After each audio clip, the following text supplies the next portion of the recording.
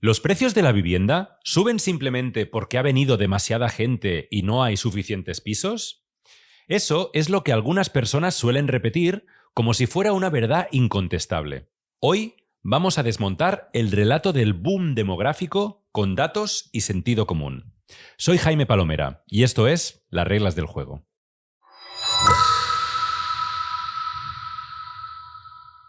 Como ya he contado en otros vídeos, el debate público ha ignorado el conjunto de factores que hinchan el precio de la vivienda y lo ha reducido todo a que hay mucha demanda y poca oferta. Pero para sostener este tópico, cada vez se recurre más al argumento del boom demográfico. Por ejemplo, últimamente se cita mucho un informe del Banco de España donde se explica que la población se ha disparado en los últimos 3 años.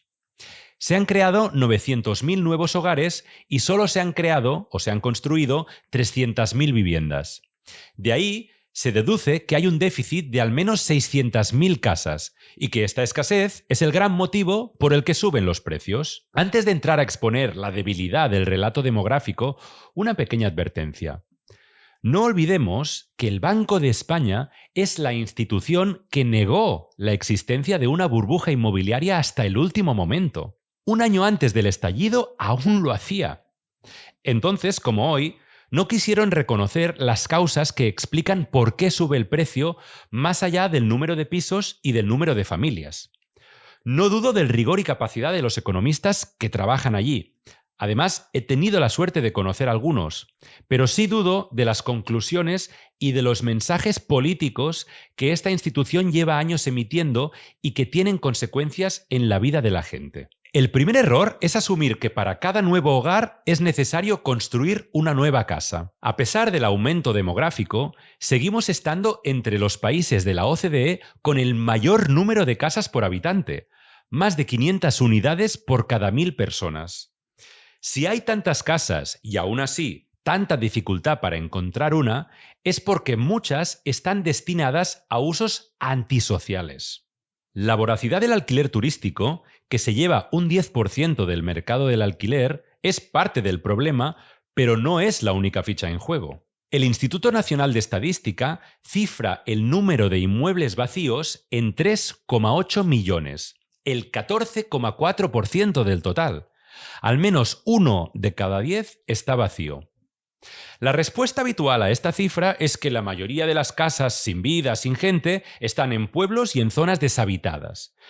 Pero el 55% de la vivienda vacía, en realidad, se ubica en municipios de más de 10.000 habitantes, donde reside el 80% de la población.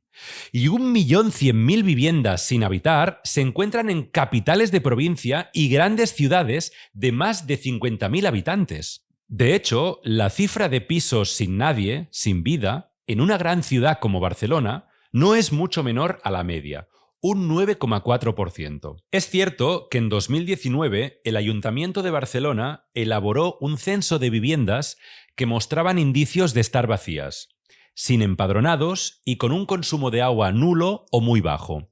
Se localizaron 103.864 viviendas, el 12,58% del parque. Sin embargo, al visitar una por una, los técnicos municipales descubrieron que solo unas 10.000 estaban abandonadas. Pero es que el resto se destinaban a usos totalmente anómalos. En todos los casos, la cuestión es la misma. Hay un número muy alto de casas que no cumplen el objetivo para el que fueron construidas, que es servir de hogar. El segundo error, más grave, es creer que los precios suben debido al boom demográfico de los últimos 3 años, que esa es la única explicación. Para empezar, los precios llevan subiendo mucho más tiempo, aproximadamente desde el año 2014. Y lo hacen tanto en municipios que ganan habitantes como en ciudades que los pierden. 3 ejemplos muy claros. Las Palmas, Valencia y Cádiz perdieron población entre 2011 y 2021. Sin embargo, los precios de venta aumentaron de forma desorbitada. 42% en Las Palmas, 40% en Valencia y 26% en Cádiz. En ciudades como Barcelona, la población creció solo un 1%, pero los precios también se dispararon, un 40% entre 2015 y 2020. Son datos que desmontan por completo el relato.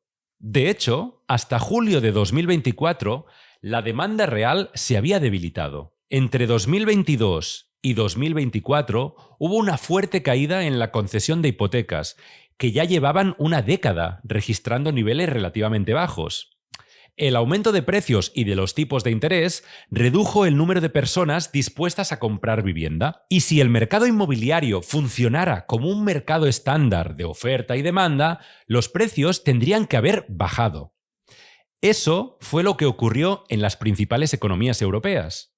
Pero en países como España sucedió todo lo contrario. Los precios alcanzaron récords históricos. Como siempre, la mayoría de economistas han sido incapaces de explicar por qué el precio subía si los tipos de interés estaban tan altos y la demanda bajaba. En lugar de eso, han corrido un tupido velo, una especie de «aquí no hay nada que ver, circulen». En cambio, ahora que hay un aumento demográfico y no se construye al mismo ritmo, fían la explicación a eso de «ah, ¿lo veis? Mucha demanda y poca oferta». A partir de la idea de que el problema de la vivienda se resuelve con un simple aumento de la oferta, cada día salen titulares como este. «Hacen falta 2 millones de pisos, hacen falta 3 millones». Cualquier cifra vale. Pero la propuesta de construir casas a mansalva, como la solución mágica que por sí sola bajará precios, es un disparate. Si no cambiamos primero la dinámica del sistema actual de vivienda, que consiste en convertir cualquier casa en un activo financiero e integrarla en la dinámica especulativa, no tiene sentido hablar de construir mucho. Solo serviría para alimentar una nueva burbuja y encarecer aún más los pisos. Creer que el precio puede bajar si se construye mucho es no entender cómo funciona este mercado. Los propietarios del suelo y los promotores jamás inundarán el mercado con nuevas casas solo porque una ley muy liberal lo permita, si va en contra de sus intereses y reduce sus beneficios. La prueba es que esto no ha pasado en los últimos 200 años, ni siquiera cuando no existían regulaciones urbanísticas ni límites a la construcción y las ciudades estaban todavía por hacer. Por otra parte, si no se cambian las regulaciones, los bancos y los inversores no dejarán de trabajar para que los precios de las nuevas casas y de las hipotecas sean lo más altos posibles. Más allá de esto, también hay límites humanos y materiales muy fuertes. El sector de la construcción aún se está recuperando del colapso de 2008. Buena parte de las empresas y familias del sector se fueron al garete y otra parte se ha ido jubilando. A corto plazo, no existe el tejido productivo capaz de construir a gran escala. Además, es imposible embarcarse en una orgía urbanística como las que hemos vivido en el pasado sin generar unas emisiones que superen los límites planetarios. El hormigón sigue siendo el material de construcción más utilizado en el mundo por su durabilidad, versatilidad, bajo coste, pero para fabricarlo se genera una gran cantidad de huella de carbono, lo que lo convierte en un material muy destructivo para el planeta. En su conjunto, el sector de la construcción representa aproximadamente el 40% de las emisiones globales de dióxido de carbono. Eso no significa que no haya que construir. Claro que hace falta más vivienda protegida, pero no toda tiene que venir de obra nueva. También se puede conseguir incorporando viviendas ya existentes al parque público, por ejemplo, mediante el llamado tanteo y retracto, que permite a la administración adquirir casas. La solución no pasa solo por construir más, sino también por distribuir mejor la vivienda existente y hacer que cumpla su función social. Y decirle a la gente que hay que construir 1 millón de pisos, como si eso fuera la solución mágica, como si eso fuera posible, es hacerse trampas al solitario. No estamos simplemente ante una falta de viviendas, estamos ante un secuestro de la vivienda. De hecho, por eso he escrito un libro que lleva ese título. El problema no es demográfico, es político. Y mientras no lo digamos con claridad, seguiremos tragando con excusas mientras el precio de vivir sigue subiendo. Si te ha servido este análisis, compártelo, suscríbete al canal y déjame en los comentarios qué otros relatos te gustaría desmontar. Nos vemos en el próximo vídeo.